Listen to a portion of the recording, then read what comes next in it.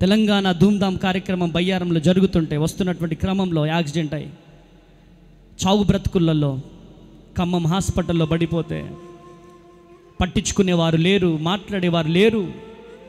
అనాథగా మిగిలిపోయినాను. ఆ రోజు అనాథగా మిగిలిపోయినాను.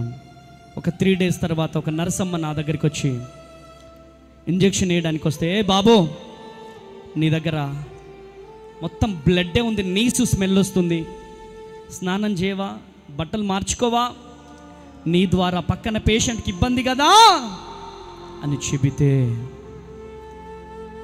ఆ రోజు అమ్మా నాకెవరు లేరమ్మా, నేను అనాథనమ్మా, అందరు నన్ను విడిచిపెట్టారమ్మా, ఒంటరిగా అయిపోయినానమ్మా, బట్టలు తీసుకొచ్చే వాళ్ళు కూడా లేరమ్మా అని ఖమ్మం హాస్పిటల్లో గుండెలు పగిలిపోయే విధముగా ఏడుస్తూ ఉంటే, తన కుమారుడి వయసు నా వయసు, తన కుమారుడి బట్టలు తీసుకొచ్చి, నాన్న ఎవరు లేని వాళ్ళకు దేవుడే దిక్కని పెరుగన్నం తీసుకొచ్చింది అమ్మ. బట్టలు మార్చుకున్న, పెరుగన్నం తిన్న, న్యూ టెస్టిమెంట్ బైబుల్ ఇచ్చింది. ఎవరు లేని వాళ్ళకు దేవుడే దిక్కు. ఈరోజు రాత్రి నువ్వు ప్రార్థన చేసుకో, దేవుడు నీతో మాట్లాడతాడంటే మోకరించి నన్ను ప్రార్థన చేసినాను.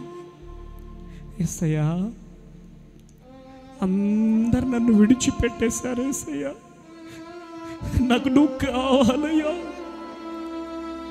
నేను చదివింది క్రిస్టియన్ హాస్టలే, కానీ అనాథాశ్రమంలో ఉన్నప్పుడు నేను ప్రార్థన చేశానయ్యా. ఈ పార్టీలో పడిపోయి నిన్ను మర్చిపోయానయ్యా, మందిరాన్ని విడిచిపెట్టానయ్యా, నాకు నువ్వు కావాలయ్యా. యేసయ్యా నాకు నువ్వు కావాలయ్యా. నన్నందరూ విడిచిపెట్టారయ్యా, ఐ లవ్ యూ యేసయ్యా అని ఆ రోజు రాత్రి కన్నీరుగా అరుస్తూ ప్రార్థన చేస్తున్నప్పుడు ఒక స్వరము నాతో మాట్లాడుతుంది, నా ప్రియ కుమారుడా తేజ, నా ప్రియ కుమారుడా తేజ. ఎవరు నాతో మాట్లాడేది? కలలా కనుకుంటున్నాను. ఎవరో కాదు, నేనే నజరైడైన యేసుక్రీస్తు ప్రభువుని. హల్లెలూయా. అప్పుడు నా వయసు 18 సంవత్సరాలు. ఎక్కడికి వెళ్ళమంటావు యేసయ్యా అంటే, నువ్వు భద్రాద్రి కొత్తగూడెం పోవాలి. భద్రాద్రి కొత్తగూడెంలో బంధువులు లేరు, రక్త సంబంధికులు లేరు యేసయ్యా. ఏం చేయమంటావు ప్రభు అంటే, ఇప్పుడు నీతో పాటు నేను రాబోతున్నా అని చెప్పి నా చెయ్యి పట్టుకొని 18 సంవత్సరాల వయసులో కొత్తగూడెం పోస్ట్ ఆఫీస్ సెంటర్లో దిగినాను. గట్టిగా చప్పట్లు కొట్టాలి. నా సాక్ష్యం చెప్పాలంటే ఒక రోజు సరిపోదు. అన్నం కావాలి యేసయ్యా, అన్నం కావాలి యేసయ్యా అని అన్నం కోసం ఏడ్చిన నేను ఇదే చేతులతో కొన్ని 100 మందికి భోజనం పెట్టే కృపను దేవుడిచ్చాడు. గట్టిగా చప్పట్లు కొట్టాలి. హల్లెలూయా. లేయా ద్వేషింపబడుట దేవుడు చూశాడు. మా పిన్ని చేతిలో నేను ద్వేషింపబడుట నా దేవుడు చూశాడు. ఈరోజు ఎవరితో ద్వేషింపబడుతున్నావో, ఎవరితో అవమానాలు పడుతున్నావో, ఏ నిందలతో ఇక్కడికి వచ్చావో, ఏ బాధలతో ఇక్కడికి వచ్చావో, ఏ కష్టముతో ఇక్కడికి వచ్చావో, నీకు శుభవార్త. లేయా కన్నీళ్లను చూసిన దేవుడు ఈరోజు నీ కన్నీళ్లను చూడబోతున్నాడు. గట్టిగా చప్పట్లు కొట్టాలి. హల్లెలూయా, హల్లెలూయా. ఆయన కన్నీరును తుడవబోతున్నాడు. ఈరోజు నీ కన్నీళ్లు నాట్యముగా మార్చబడే రోజు. ఆమేనండి, ఆమేన్. ఒక్కదానివే ఏడుస్తున్నావు, ఒక్కడివే ఏడుస్తున్నావు, ఒక్కదానివే బాధపడుతున్నావు. నీ కన్నీళ్ళు ఎవరు చూడట్లేదని అనుకుంటున్నావు, కానీ నీ కన్నీళ్లను దేవుడు చూస్తున్నాడు. హల్లెలూయా. ఈరోజు నీ జీవితంలో దేవుడు అద్భుతము చేయబోతున్నాడు. Praise the Lord. Hallelujah, hallelujah, hallelujah. నా కన్నీళ్లను దేవుడు చూశాడు కాబట్టి ఎక్కడో మారుమూల గ్రామంలో పుట్టిన నన్ను మా చిన్నమ్మ ఏమనేది తెలుసా? మా చిన్నమ్మ ఏమనేది తెలుసా? రేయ్, నువ్వు నాకు ముఖం చూపెట్టకపో, వాడి ముఖం నాకు కనపడితే నేను సూట్ కేసు సర్దుకొని వెళ్ళిపోతా. మా నాన్నని బెదిరించేది. ఆ గలీజ్ ముఖం నాకు కనపడొద్దు అనేది.